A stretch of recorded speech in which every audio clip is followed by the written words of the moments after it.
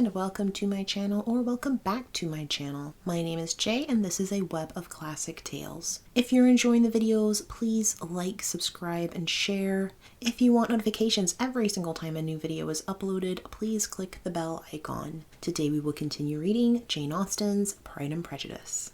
Elizabeth's spirits soon rising to playfulness again, she wanted Mr. Darcy to account for his having ever fallen in love with her. "How could you begin?" said she. "I can comprehend your going on charmingly when you had once made a beginning, but what could set you off in the first place? I cannot fix on the hour, or the spot, or the look, or the words which laid the foundation. It is too long ago. I was in the middle before I knew I had begun. My beauty you had early withstood, and as for my manners, my behaviour to you was at least always bordering on the uncivil, and I never spoke to you without rather wishing to give you pain than not. Now be sincere. Did you admire me for my impertinence? For the liveliness of your mind I did. You may as well call it impertinence at once. I was very little less. The fact is that you were sick of civility, of deference, of officious attention. You were disgusted with the women who were always speaking and looking and thinking of your approbation alone. I roused and interested you, because I was so unlike them. Had you not been really amiable, you would have hated me for it. But in spite of the pains you took to disguise yourself, your feelings were always noble and just, and in your heart you thoroughly despised the persons who so assiduously courted you. There, I have saved you the trouble of accounting for it. And really, all things considered, I begin to think it perfectly reasonable. To be sure, you knew no actual good of me, but nobody thinks of that when they fall in love. Was there no good in your affectionate behaviour to Jane while she was ill at Netherfield? Dearest Jane, who could have done less for her? But make a virtue of it by all means. My good qualities are under your protection, and you are to exaggerate them as much as possible, and in return it belongs to me to find occasions for teasing and quarrelling with you as often as may be. And I shall begin directly by asking you what made you so unwilling to come to the point at last? What made you so shy of me when you first called and afterwards dined here? Why, especially when you called, did you look as if you did not care about me? Because you were silent and grave and gave me no encouragement. But I was embarrassed, and so was I. You might have talked to me more when you came to dinner. A man who had felt less might. How unlucky that you should have a reasonable answer to give, and that I should be so reasonable as to admit it. But I wonder how long you would have gone on if you had been left to yourself. I wonder when you would have spoken, if I had not asked you. My resolution of thanking you for your kindness to Lydia had certainly great effect. Too much, I am afraid. For what becomes of the moral if our comfort springs from a breach of promise? For I ought not to have mentioned the subject. This will never do. You need not distress yourself. The moral will be perfectly fair. Lady Catherine's unjustifiable endeavours to separate us were the means of removing all my doubts. I am not indebted for my present happiness to your eager desire of expressing your gratitude. I was not in a humour to wait for any opening of yours. My aunt's intelligence had given me hope, and I was determined at once to know everything. Lady Catherine has been of infinite use, which ought to make her happy, for she loves to be of use. But tell me, what did you come down to Netherfield for? Was it merely to ride to Longbourn and be embarrassed? Or had you intended more serious consequences? My real purpose was to see you, and to judge, if I could, whether I might ever hope to make you love me. My avowed one, or what I avowed to myself, was to see whether your sister was still partial to Bingley, and if she were, to make the confession to him which I have since made. Shall you ever have courage to announce to Lady Catherine what is to befall her?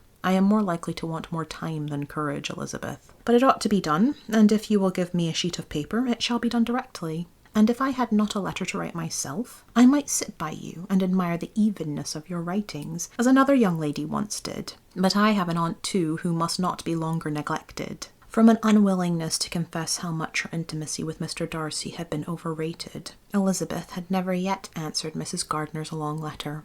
But now, having that to communicate which she knew would be most welcome, she was almost ashamed to find that her uncle and aunt had already lost 3 days of happiness, and immediately wrote as follows. I would have thanked you before, my dear aunt, as I ought to have done, for your long, kind, satisfactory detail of particulars. But to say the truth, I was too cross to write. You supposed more than really existed, but now suppose as much as you choose. Give a loose rein to your fancy, indulge your imagination in every possible flight which the subject will afford. And unless you believe me actually married, you cannot greatly err. You must write again very soon, and praise him a great deal more than you did in your last. I thank you again and again for not going to the lakes. How could I be so silly as to wish it? Your idea of the ponies is delightful. We will go round the park every day. I am the happiest creature in the world. Perhaps other people have said so before, but not one with such justice. I am happier even than Jane. She only smiles. I laugh.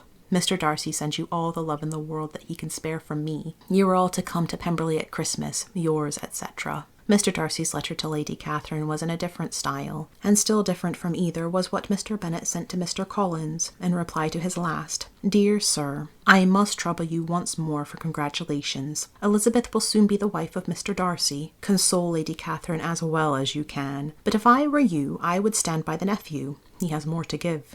Yours sincerely, etc. Miss Bingley's congratulations to her brother on his approaching marriage were all that was affectionate and insincere. She wrote even to Jane on the occasion to express her delight and repeat all her former professions of regard.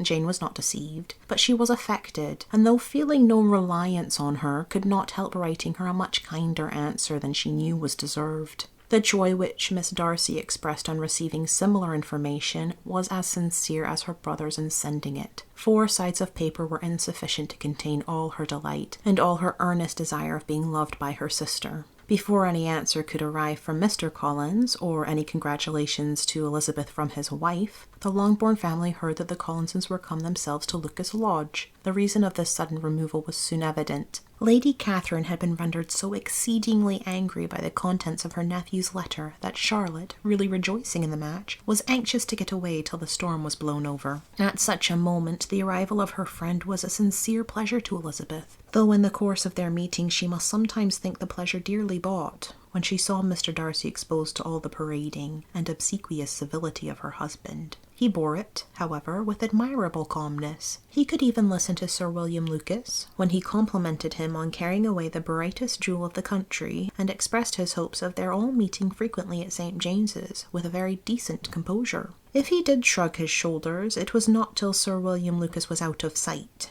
Mrs. Phillips's vulgarity was another, and perhaps a greater, tax on his forbearance, and though Mrs. Phillips, as well as her sister, stood in too much awe of him to speak with the familiarity which Bingley's good humour encouraged, yet whenever she did speak, she must be vulgar. Nor was her respect for him, though it made her more quiet, at all likely to make her more elegant. Elizabeth did all she could to shield him from the frequent notice of either, and was ever anxious to keep him to herself and to those of her family with whom he might converse without mortification. And though the uncomfortable feelings arising from all this took from the season of courtship much of its pleasure, it added to the hope of the future, and she looked forward with delight to the time when they should be removed from society so little pleasing to either, to all the comfort and elegance of their family at Pemberley.